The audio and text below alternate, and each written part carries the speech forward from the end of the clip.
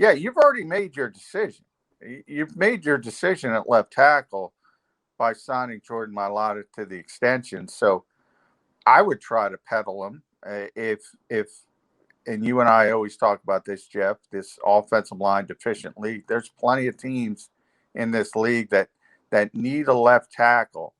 And if they see any hope, I mean, any hope, somebody puts together a game or two, they might jump.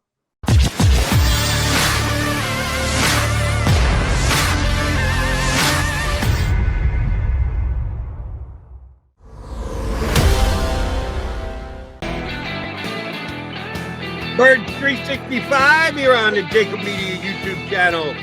Jordan McDonald with Jeff Kerr today. We're joined by the usual co-host of this show. He is live down in Dallas getting ready for Eagles and the Cowboys, John McMullen. I take it your flight down and your arrival in Big D went without issue, Mr. McMullen? Oh, there's always an issue, Jody, but I'm here. Nobody cares about the issues. Dallas Fort Worth, big airports, you know. I think you spend half your time in the air and then the other half taxiing to the gate. How's Jerry World treating you so far, John? Have you seen it yet? I've not seen it today. Well, we'll get there, obviously, a night game a little bit later, but I have seen it in the past. Yeah, it's pretty impressive stadium, as most of the newer stadiums are. But this is probably the apex of them all. I was telling Jody, it's probably a little bit too big. I think they've lost some of that home field advantage that some other teams have because it's just so cavernous. I don't think it intimidates the players as much as certain other stadiums around the league. J-Mac, when you and I wrapped up Birds 365 on Friday, we did not know the Eagles were going to lose another key member of their starting lineup, that Jordan Mailata had wrenched a knee in practice on Thursday. Now officially out for the game. They chose not to put him on IR, which means they think he can be back maybe for next week, at the worst, the week after that. How big a loss is that for the Eagles heading into this Monday night matchup? Well, I think it's a big loss because Jordan is playing so well. But if you want to rewind a week, I think it would have been much worse to have Jordan Mailata out and you're going against Nick Bosa and that 49ers. He did an amazing job against Bosa. This week, the Cowboys, I know most Eagles fans have no confidence whatsoever in Andre Dillard. But if you want him out there, to give him a chance to sort of start a potential reclamation project, this might be the team. This might be the perfect team because they don't have any pass rushers without DeMarcus Lawrence. They're so desperate they got to move Micah Parsons to essentially edge rusher from linebacker. They're hoping Randy Gregory can come back from the COVID list and is 76. What are we on, Jeff? How many suspensions? He's on at least 77 now, Jeff. Yeah, I mean, they have nothing up front right now, and they usually have nothing except DeMarcus Lawrence. Like this, if he fails tonight, then he can really say, all right, you can really get on him. John, yeah, but you think they're going to play Micah Parsons against him, don't you? Just plug him in there and say, go beat this guy as often as you can, because even though it was kind of out of nowhere, throw him in deep end of the pool last week, been a linebacker, now you're a defensive end. He adjusted pretty well with 8 pressures last week and 2 sacks. I know he's new to the position, but he's 1 for 1 in pretty outstanding performances in the NFL at that position, is he not? Well, if you go with the old boxing mentality of styles make fights, I would say, a 245-pound speed rusher is exactly what Andre Dillard wants, because that's what he can do. He's a great athlete. He's got great natural pass protection skills. If you go back to his rookie season, really the last time we saw him play, it was guys like an ex-Cowboy, Robert Quinn at the time, and veteran pass rushers, Everson Griffin, he had a ton of trouble with, who just put him on skates with their power and bulldozed him back into the pocket Parsons isn't going to do that. Parsons is just going to try to run around him. So again, this to me, this is a perfect scenario for Andre Dillard, as perfect as it's going to get. Because if this were Nick Bosa, I would put Jalen Hurts on alert. John, I want to take a positive spin on this. Let's say Andre Dillard exceeds all our expectations and plays well tonight, and he has to fill in for Mailata for another week or so. Plays well. Do the Eagles even think about trading him or trying to trade him, or do they just kind of keep him around as a good insurance policy? Well, it's tough. I mean, you can certainly, you have him on your rookie deal. You want to, we always say you want to buy low, sell high. The problem with trying to trade him this early is that you were selling really low, and that's what you don't want to do. So if he starts to rebuild that reputation, yeah, you've already made your decision.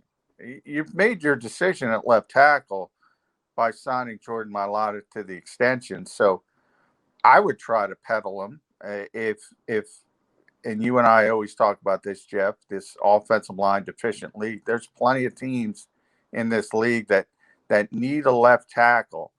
And if they see any hope, somebody puts together a game or two, they might jump.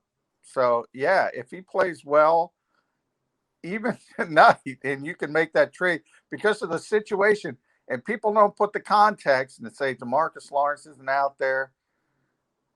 Micah Parsons isn't an edge rusher, weighs 245 pounds, just works out like I explained it.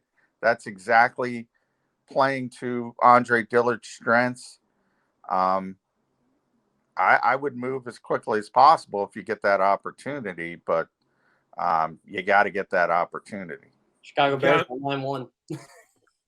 John, one of my critiques for Nick Sirianni this past week was I think he over-adjusted to make his game plan fit the opposition, that they did things offensively because they were giving San Francisco credit for their ability to do this, that, and the other thing. This week, if you match the two offenses up, Dallas and Philadelphia, Dallas has got more skill on offense. They've got better offensive players than the Eagles do. So you'd probably want to avoid a shootout. Does that mean the Eagles are going to try and run the ball plenty this week? They did last week, and at times they did it effectively, a lot of it being the quarterback himself, but they ran the ball effectively. But they did only have 3 points on the scoreboard with 10 minutes to go in the game, which is usually not enough to win in the National Football League. I guess it's a long roundabout way of me asking you, what do you think the run-pass ratio is tonight for the Eagles? Well, you know me and run-pass ratio. I mean, tell me who's winning in the fourth quarter, and I'll tell you what the run-pass ratio is going to be, because that's all it depends on. If somebody's up 2 scores, they're going to run the football. If they're down 2 scores, they're going to throw the football all over the lot. So I don't think it necessarily has to do anything with game planning other than the Eagles are heavily run dependent because of the quarterback. So they're going to run the football more than most teams because that's the strength of the quarterback. A lot of times it comes out of plays that aren't designed to be runs either, because he's going to scramble and he's going to make something out of nothing. So the Eagles are second in the NFL, very small sample size, entering week 3 in the rushing game. Almost all of that is tied to the presence of Jalen Hurts. And we'll see if that's sustainable. We asked Nick Sirianni this week, I think it was my buddy Ed Kratz who asked the question, is it sustainable? And he thinks it is. So it's a strength of Jalen Hurts, and he's going to use it. John, one of the things I'm looking at with this Dallas team is I feel like this is more of a must-win game for the Cowboys than the Eagles. So I want to ask you this. How does Mike McCarthy find ways to lose this game tonight? Well, it's interesting. I mean, I was talking to Jody with this about Nick Sirianni last week. Coaches rarely win games. They can lose them. Usually the players win or lose games. I would say coaches can lose games, but they rarely win them. As I said, Nick Sirianni lost the game last week. So I'm not going to go in there and say the Eagles have an advantage because their coach lost the game. So I know where Mike McCarthy's reputation is at this point, and it's not very high.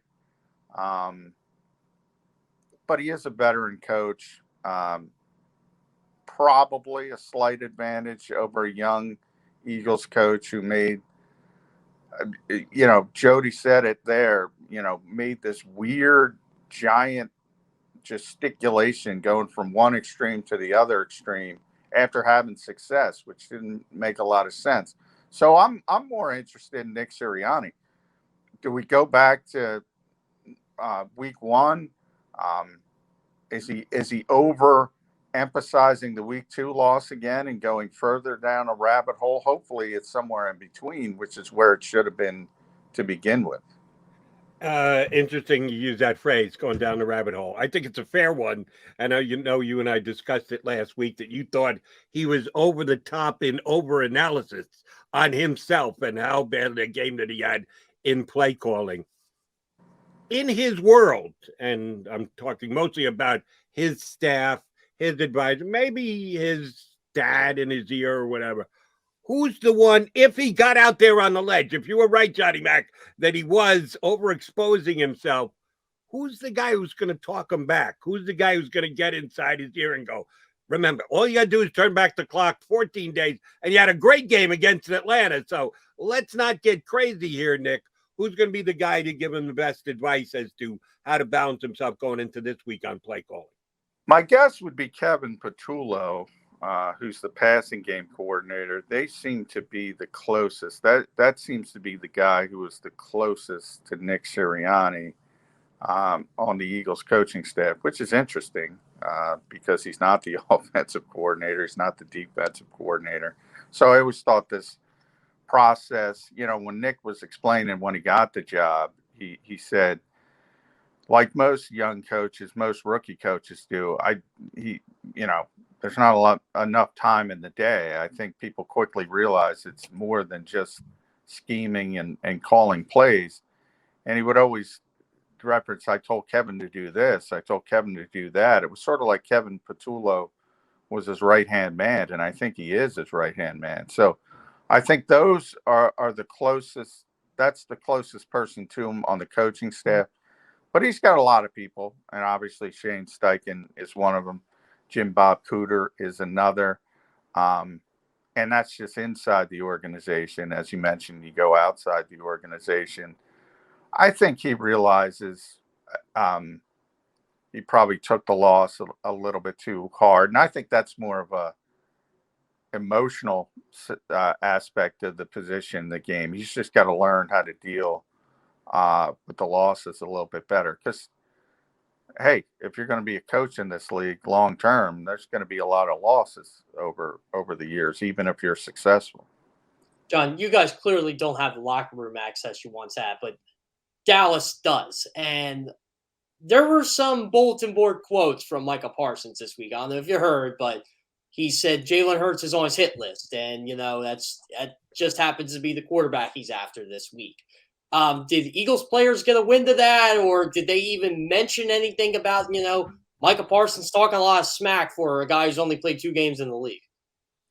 No, I don't think they cared. Jody and I talked about this as well. It's a different generation of players. I always compare it to Magic Johnson and Isaiah Thomas kissing at the center court in the NBA Finals. I was like, to me, like when Nick Sirianni wore the Beat Dallas T-shirt, that Dallas players were asked about that. They're like, who cares? Same thing with the Eagles. I mean, Jalen Hurts loves C.D. Lamb. C.D. Lamb loves Jalen Hurts. Devontae Smith loves Trevon Diggs. Trevon Diggs loves Devontae Smith. They all love each other. They're gonna play the game.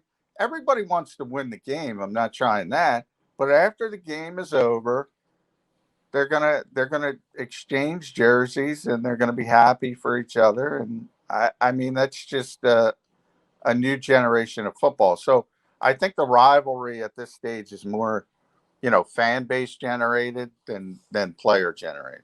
I agree with you there. Let me ask you another old school, new school type question.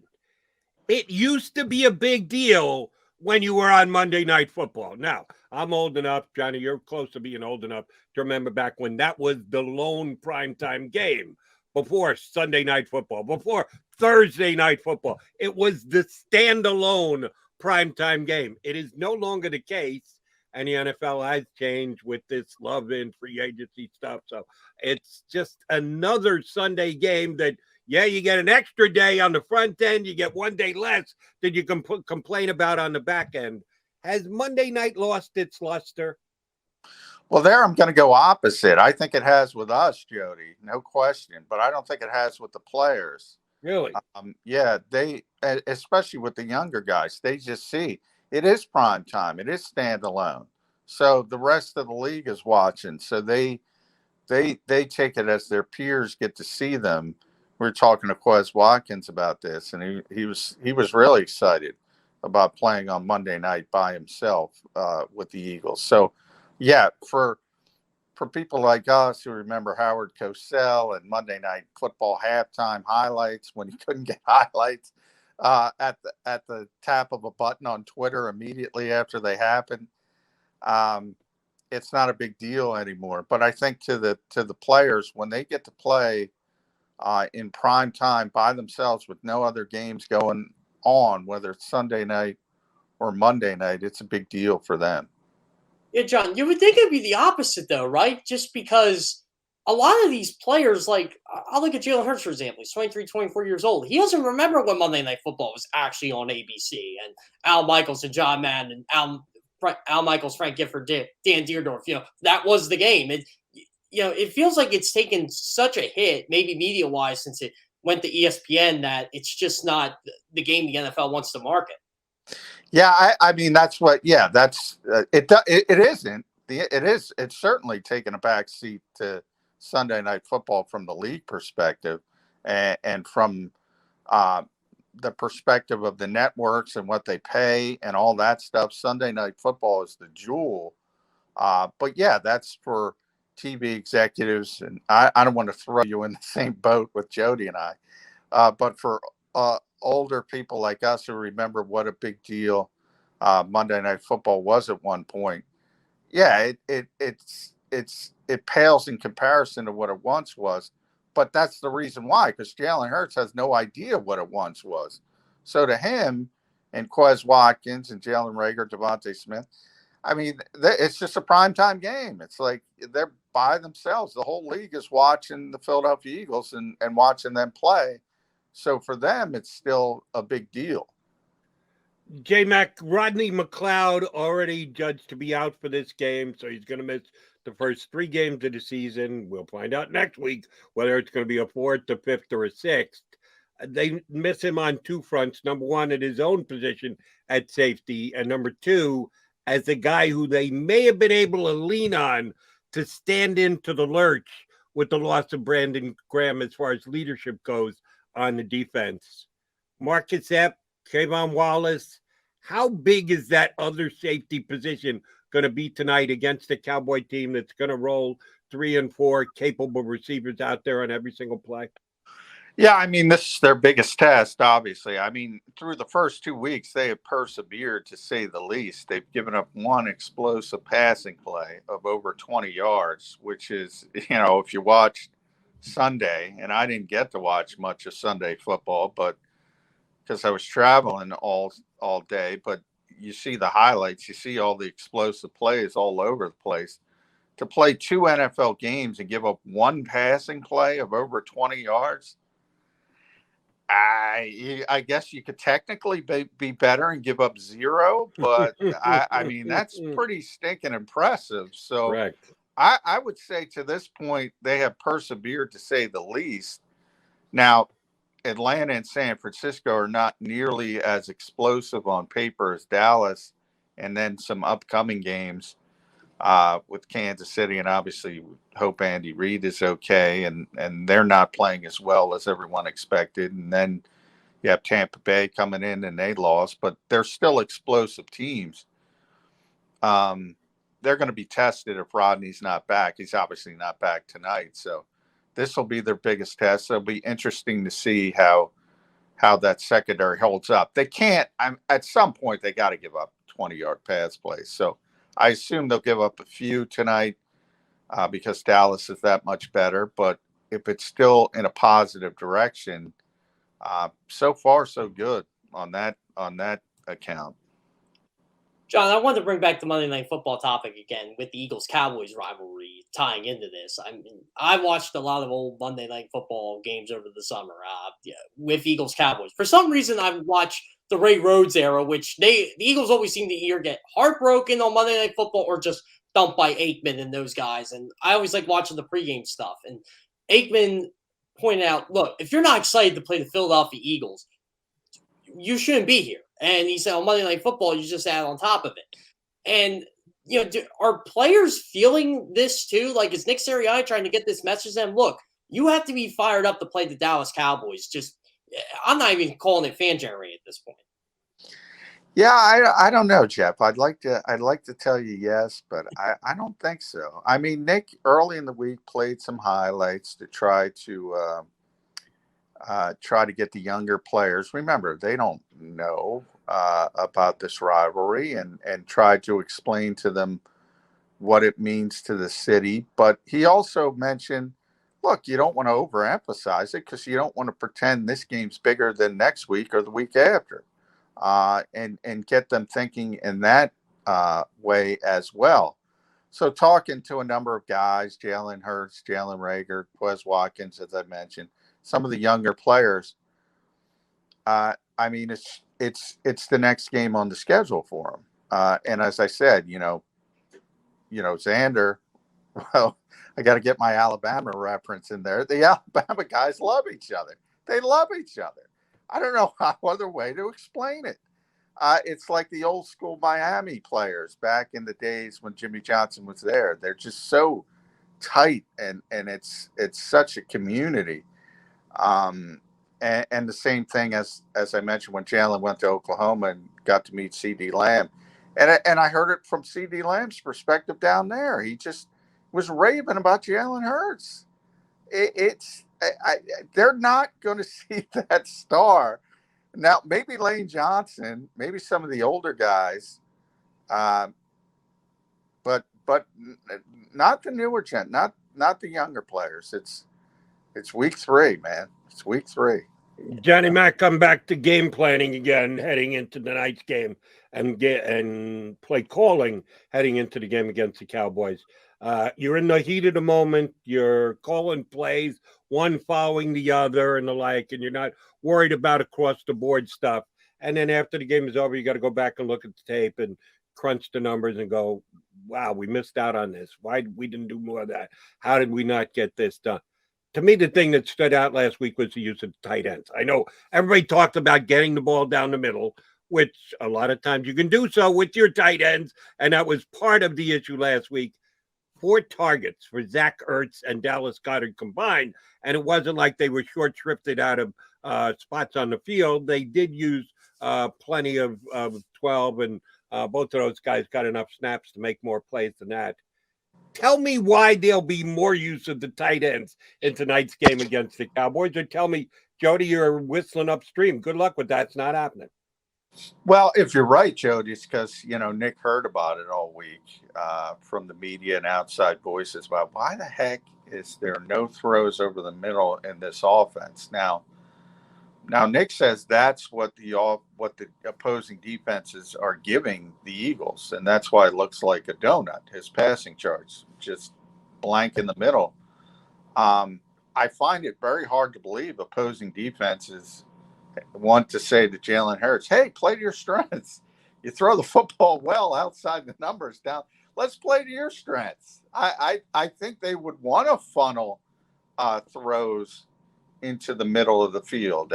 I mean, if you have a quarterback whose reputation is not being the most accurate in the world, where are you going to get interceptions? If you throw it in the middle of the field, maybe it's behind a receiver, tip, ball goes up in the air right in the middle of the field, that's a recipe for interception. So I don't think Nick is telling us the truth when he says the defense is taking away the middle of the field.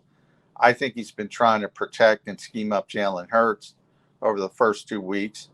And at some point, he's going to have to open up the offense a little bit. When that point will be, I don't know. I hope it's got to be sooner rather than later, because as I've said, I mean, to me, the bigger issue in this season is not winning a crappy NFC East, which looks crappy again, guys. It's finding out if Jalen Hurts is a long-term answer at quarterback for this organization. John, I rewatched the Cowboys' first 2 games this week just to get a feel on, the secondary. I feel for you. Well, except for Diggs. Diggs is turning into a hell of a player. Yeah, I will say that's kind of where I wanted to bring this up here. If I was a betting man, I think I'd go the over on Devonta Smith in receiving yards this week. It just feels like he has an opportunity to have a big game tonight. Well, they know each other. I mean, they practice against each other every single day in, 2019, and they were both all SEC players that year, both star players. A lot of people thought Diggs would be a first-round pick, ended up going in the second round. He's been one of the most improved defensive backs in the league. Coaches always talk about the improvement from year 1 to year 2. He's a perfect example of that. Now, he is a guy who's going to take chances too. So he is a guy who's going to try for the interception. He's got 2 already. I think he's got 3 pass breakups. So he will give you an opportunity to make a big play, but he's going to make, more likely than not, make a big play going the other way. It's a great matchup because, the two know each other, the two like each other, the two practice each other. One of the reasons they're the players they are is because they practice against each other. But I got to tell you, Tom Brady threw the football all over the field in week 1. The only guy he couldn't get the football to was Mike Evans, their best receiver, and that's because Trevon Diggs was on him. And in week 2, he kind of shut down Keenan Allen. Those are 2 pretty good receivers. He's playing well. Do you think they go mano a mano, he and Devonta Smith, or do you think the Cowboys let it be decided by which side of the field the receivers come out on? As per production, the Eagle wide receivers are all pretty even. Quez Watkins has a couple of big plays, but Devontae has more grabs, and Rager's made his plays.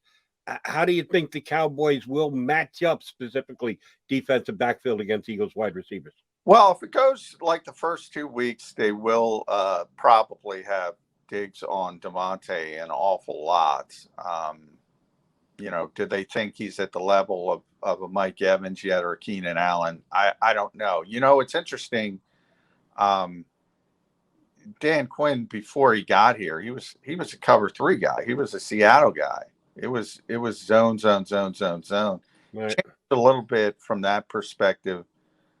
I don't know if you want to call it more of a basketball-like defense, where the old box and one, where you cover one guy and then zone up everybody else.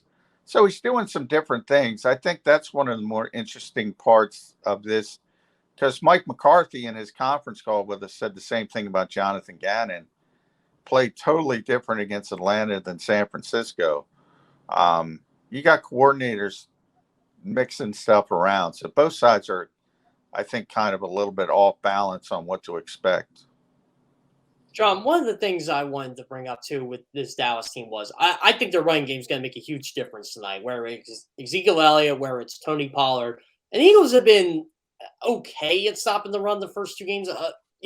If they are able to stop them, what are they going to have to do? Yeah, I'm always worried every week about the Eagles stopping the run, because I look at the linebackers and they do a good job stopping the run. I'm gonna advocate Jonathan Gannon be a head coach right now. So if anyone around the league is watching, granted it's a small sample size, I might live to regret that, but everybody was worried about San Francisco and San Francisco's running scheme and this and that and Kittle and Juice and Usek, and they have 2 extra blockers. Nobody else has tight ends who can block. Nobody else plays fullbacks. And the zone scheme, and Trent Williams, who was phenomenal, by the way, still. And the Eagles shut him down, running, with Alex Singleton and Eric Wilson and TJ Edwards. And I don't know. I still don't know if Eric Wilson can tackle Jody McDonald and Jeff Kerr. I would lean more towards no. But he somehow, it's almost like a magician's trick, a sleight of hand. The front 4 is obviously good. Javon Hargrave it's been blowing up plays in the backfield. That helps. If guys get to the second level, I don't like the linebackers' chances, but they haven't been getting to the second level. It's been really impressive. All right. Speaking of live to regret, if memory serves, John McMullen picked the Falcons week 1 over the Eagles and the 49ers week 2 over the Eagles. Are we for the 3rd straight week picking the opposition against the Philadelphia Eagles, Johnny Mac? Yeah, I lived to regret week 1 because I didn't realize how bad Atlanta was. And it's interesting. I didn't live to regret week 2, but I should have, because I thought the Eagles outplayed San Francisco and should have won the game. But I'm a glutton for punishment. I have to pick these games, and I have to be consistent. So I did waver. I had to pick the Cowboys early last week. And then I started looking at what's going on in their defensive front, and I'm starting to waver because they just have nothing. I mean, nothing up front right now. I'm starting to waver, but I do think they'll score some points, and I just don't know if the Eagles can win a shootout. I've been saying it since the offseason. I don't know if they're capable of winning a shootout type game, and I don't know. I just spoke the praises of Jonathan Gannon. If he can shut this team down, then we're talking about something. John, one of the things I'm concerned about this game is if the Eagles lose, I shouldn't even say that. This may be the only winnable game they have until Detroit, because all of a sudden Carolina looks pretty good and Vegas looks pretty good, and they got to go on the road to play them. Yeah, I mean, I don't know. We're all talking like Kansas City's going 17-0. Look at this league is crazy, and Tampa Bay looked awful mortal. Sean Jackson's out there getting 75-yard touchdown again. Yeah, I mean, I'm yeah. They don't look good on paper, but this is the NFL, and we see it every week. And San Francisco thinks they get a big win, and they leave 37 seconds on the clock, and it's over. Going the other, you got 66-yard field goals. People make 50-yard field goals like they're candy now in this league. We got to do something about these kickers, man. I mean, 66 yards. I feel bad for the Lions, even though that's the greatest kicker of all time. Lions guy got jobbed too, John. I don't know if you saw, but there should have been a delay of game penalty that was not called. Yeah, well, the officials, we talk about that all the time. They had a bad day as well. Certainly the pass interference. I mean, the pass interference calls, but there's nothing you can do. And that's another thing. I'll bring JG up. Tell me the down and distance. There's nothing I can do about it. So when everybody hand rings, tell me the down and distance. That's all you can do. They're going to miss plays. There's nothing you can do about it. And I've always taken that approach. But they'll win a game they're not supposed to win at some point. They'll probably lose a game they were supposed to win. They were supposed to win at some point. That's just the NFL. His down and distance is down and down. It's pretty good distance away, but he'll be at the stadium tonight watching Eagles and Birds, and then be back with us tomorrow as a guest here on Birds 365. J Mac, we'll talk to you in the morning. Have a good time at the game tonight. All right. Thank you, guys. John McMullen here with us on Birds 365. All right. Last time out and come back. Need to put a bow on the show, including predictions from both Mr. Kerr and myself here on Birds.